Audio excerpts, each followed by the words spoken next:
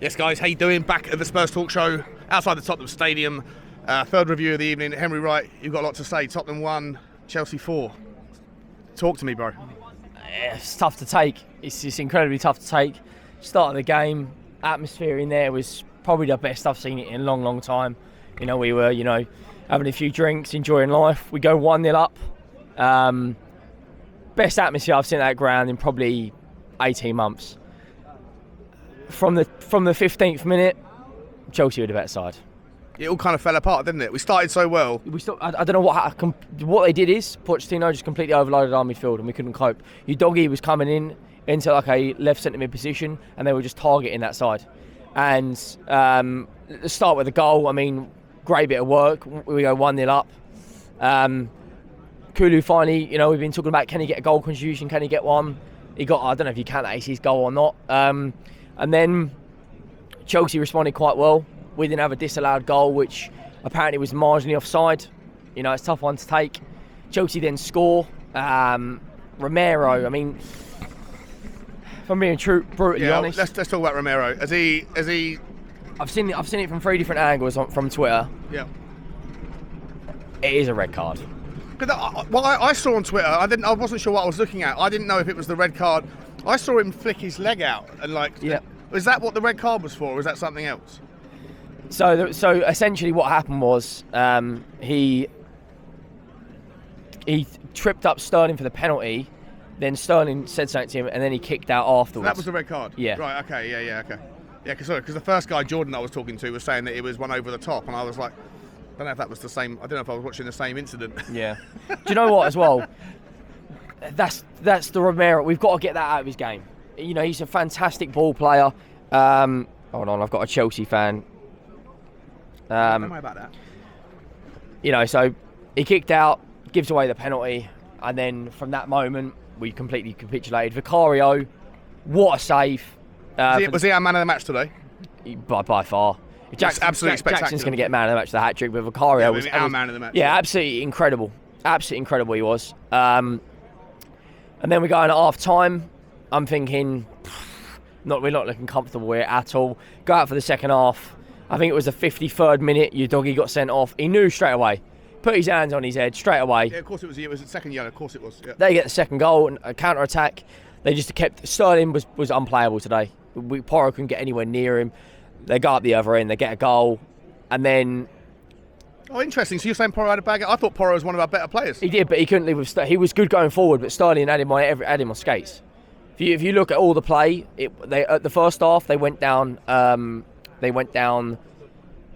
Udogie's side. The second half they went down Porro's side. But against 9 men when they're spreading the play so well. Yeah, but difficult for anyone. Fair play to Ange. You didn't want to change tactics. Well, let's talk about that for a second, because I sat there after about 70 minutes. We're still 1-1, and I'm looking at the high line, and I literally turned around to the people behind me and said, "I've never seen a team that's down to 9 men that are trying to hang on."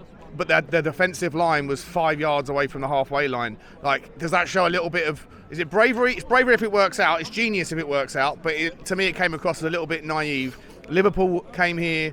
They were down to 9 men. They sat in, parked the bus, built a brick wall, and it took us 99 minutes or whatever it was to break them down. We stood there and did... We're not going to change our game. I understand that, I admire it. But to me, playing a high line when you've got 2 fewer players on the pitch... Did Klopp do that? When they went down to 9 men, why? Why didn't park the bus? Right, because you play for a draw. Ange didn't change his tactics. Fair play. Which I think is crazy. You've got the cojones, but it is, mate. It's ridiculous. I mean... And ultimately, it got found out. Let's just move away from this game for 30 seconds, right? Wolves, we're without Bissouma, without Udogie, without Romero, without Van der Ven, and potentially without Maddison. Yeah. Also, Vicario picked up a knock. Yeah. Right, so... I'm starting to want to F off down the Emirates, mate, because I don't know what I've just seen. We're talking about 5 or 6 players of our first 11. Yeah, fragile. And you and I have got a 4-hour drive to Wolves next week. Mate, tickets going on the exchange, mate. Listen, second half, Chelsea were better, but if you're the manager, mate, you've got to park the bus, anchor it down. So you agree with me? Absolutely. What else are you going to do? What if you're? It was crazy. It was stupid to me. You got 8 outfielders. Second dent in the armour of Postecoglou. We're playing a 2 at the back with Royale and Dyer. Dyer's played no minutes all season. I thought he was okay. His first 5 minutes, he looked finished, by the way, for the goal. Yeah, sensational. Brian Bunny Shearer. Yeah. He's spanked it in the top left corner like a postage stamp. But we mate, just 5,300 days unbeaten at home, and we lose to them. They've just come and put 4 goals at our stadium. That's Ange Postecoglou's first defeat. Put 4 goals at our stadium was Bayern Munich. Oh yeah, was that the answer? Was it? There was a hat trick as well in that game, wasn't there? Yeah, not Leroy Sané, Gnabry, the Arsenal bloke. Yeah. Jackson couldn't hit a barn door, mate. He couldn't score in a brothel. He just got a hat trick past us. And then, against 9 men though. Against 9 men. Like the fans were absolutely brilliant today, by the way. The fans were fantastic. I personally believe that the team did as best they could for 80 minutes. With the situation we had.